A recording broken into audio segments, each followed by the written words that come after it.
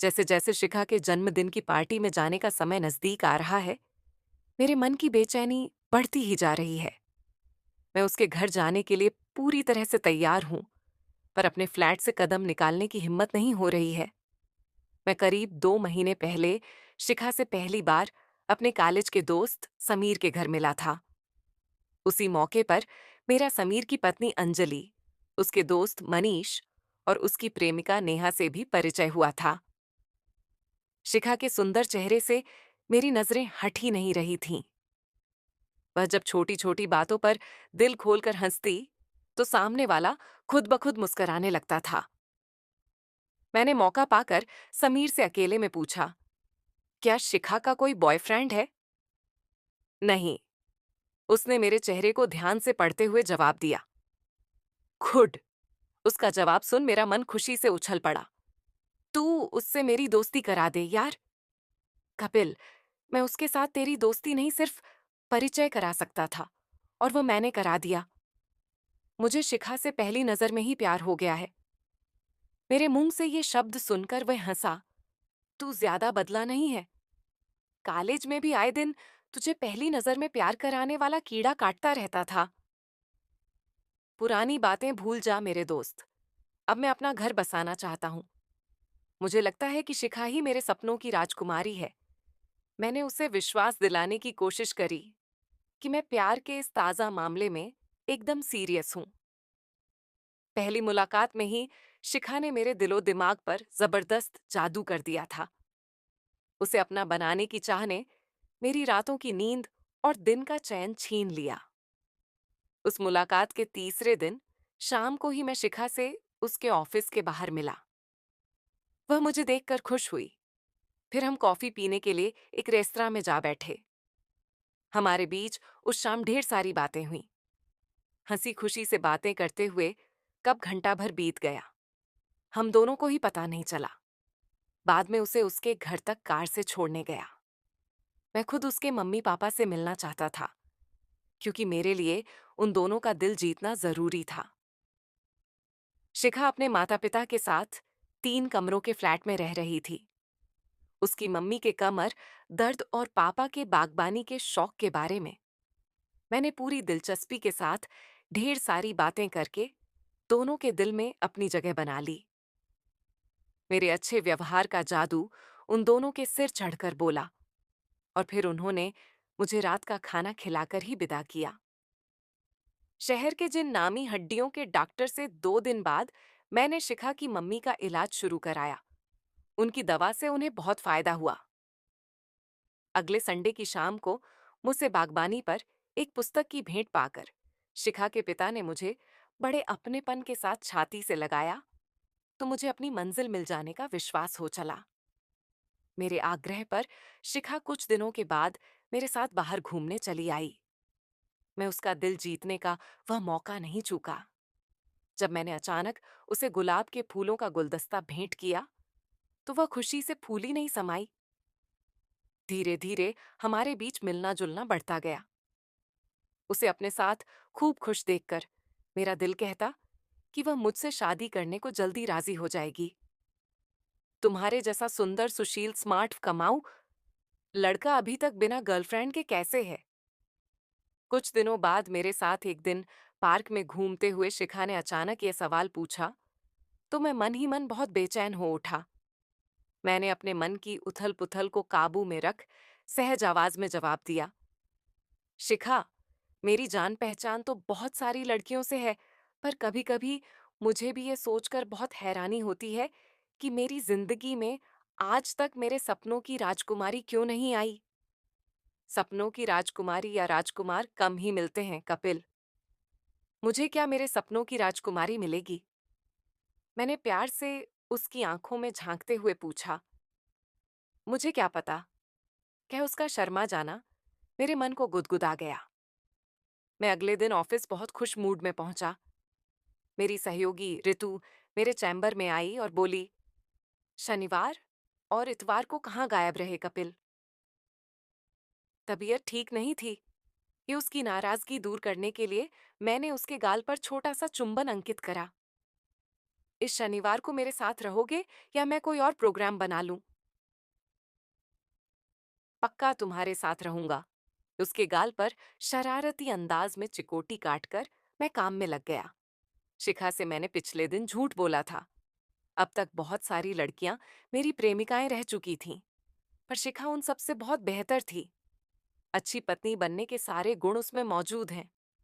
मैंने मन ही मन उसके साथ शादी करने का पक्का फैसला कर लिया।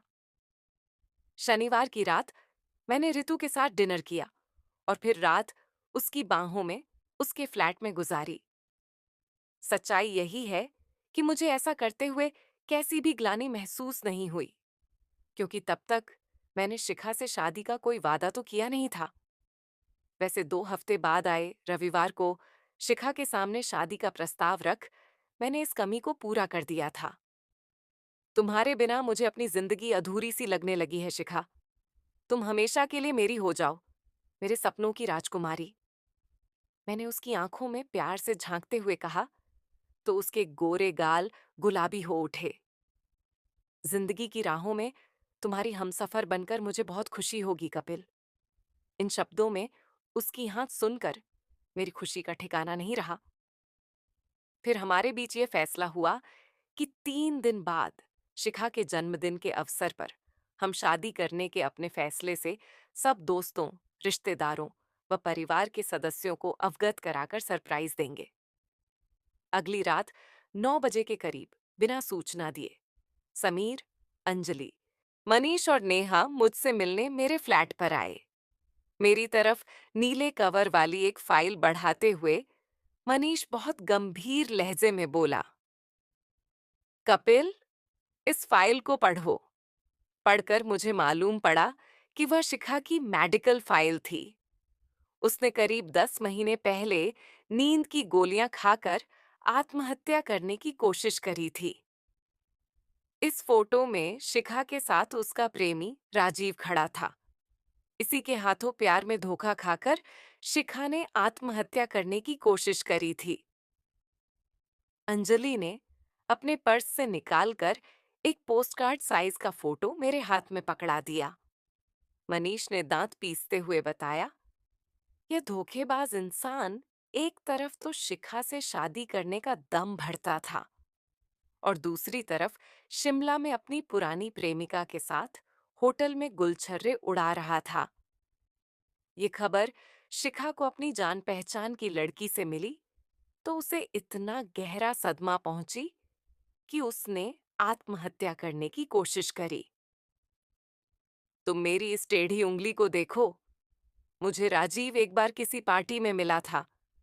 मैंने गुस्से से पागल होकर उसके ऊपर इतने घूंसे बरसाए कि मेरी इस उंगली में फ्रैक्चर हो गया। नेहा ने रोक लिया, नहीं तो मैं उसे उस दिन जान से ही मार देता। समीर ने गुस्से से लाल हो रहे मनीष को शांत करने के बाद मुझसे कहा, शिखा के अंदर वैसा दूसरा सदमा सहने की ताकत नहीं है कपिल। अगर तुम्हें लगता है कि तुम उसके प्रति जिंदगी भर वफादार नहीं रह पाओगे, तो कल उसके जन्मदिन की पार्टी में मत आना। उसे दुख तो बहुत होगा, पर हम उसे संभाल लेंगे। अंजलि ने मुंह से भावुक लहजे में प्रार्थना करी। फैसला सोच समझ कर करना कपिल। अगर शिखा के हित के खिलाफ जाने वाला कोई रिश्ता आज भी तुम्हारी जिंदगी में बना हुआ है, तो उसे आज रात जड़ से नष्ट कर देना। हमेशा उसके प्रति वफादार रहने का प्रण कर ही कल की पार्टी में आना, प्लीज। इसके बाद सभी बारी बारी से मुझे गले लगाकर चले गए। मैं रात भर ठीक से नहीं सो सका। अगले दिन ऑफिस भी नहीं जा सका। सारा दिन गहन सोच विचार करने के बावजूद किसी फैसले पर पहुंचना संभव नहीं हुआ। मैं शिखा से शादी करना चाहता हूं, पर अपने मन की कमजोरी का भी मुझे एहसास है।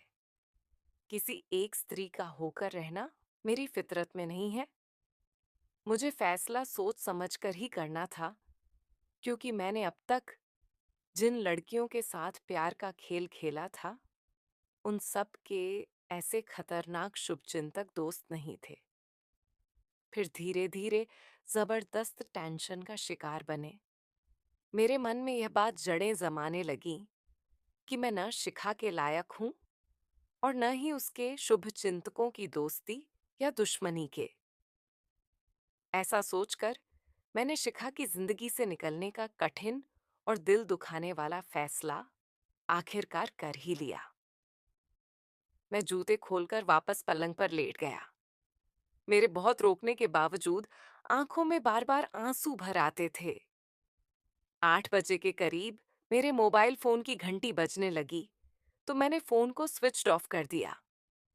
फिर 9 बजे के करीब बाहर से किसी ने घंटी बजाई तो मैं चौंक कर उठ बैठा।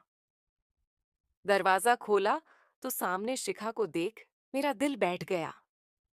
मुझे विश नहीं करोगे? उसने सहज भाव से मेरे हाथ अपने हाथों में ले लिए। Happy birthday. मैंने जबरदस्ती मुस्कुराते हुए उसे शुभकामनाएं दी।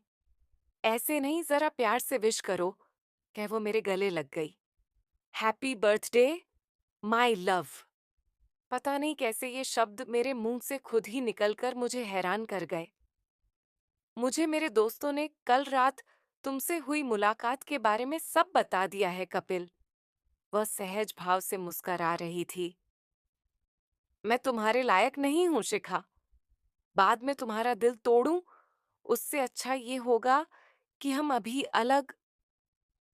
उसने मेरे मुंह पर हाथ रखकर मुझे खामोश कर कहा, अब मैं पहले जितनी कमजोर और भावुक नहीं रही हूं। मुझे भी पहली नजर में तुमसे प्यार हो गया था और अब इतनी आसानी से तुम्हें नहीं खोऊंगी। तुम्हें मेरा प्यार जरूर बदल डालेगा। मुझे डर है कि मैं तुम्हारे इस विश्वास पर खरा नहीं उतर सकूंगा। मेरे इस विश्वास के कारण को समझ लोगे तो ऐसा नहीं कहोगे। आज मेरी बर्थडे पार्टी में न आकर तुमने जिस ईमानदारी का सबूत दिया है उसका मेरी नजरों में बहुत महत्व है। यही ईमानदारी तुम्हारे अंदर भावी बदलाव का बीज बनेगी। ये कदम तो मैंने तुम्हारे शुभ चिंतकों की धमकी से डरकर उठाया था। मेरे होठों पर उदास सी मुस्कान उभरी। वे मुझे बहुत प्यार करते हैं, पर तुम्हें धमकाने का उन्हें कोई अधिकार नहीं था। मैं सचमुच तुमसे दूर नहीं होना चाहती हूँ। क्या वो मेरी छाती से आ लगी? मैं भी। मैंने उसे बहुत मजबूती से अपनी बाहों के घेरे में कैद कर लिया। उस पल मेरे दिलो दिमाग में कोई उलझन या अनिश्चितता बाकी नहीं बची थी। उसकी आंखों में लहरा रहे प्यार के सागर को देखकर मुझे विश्वास हो चला था कि भविष्य में कोई ऋतु मुझे कभी ललचाकर शिखा के प्रति बेवफा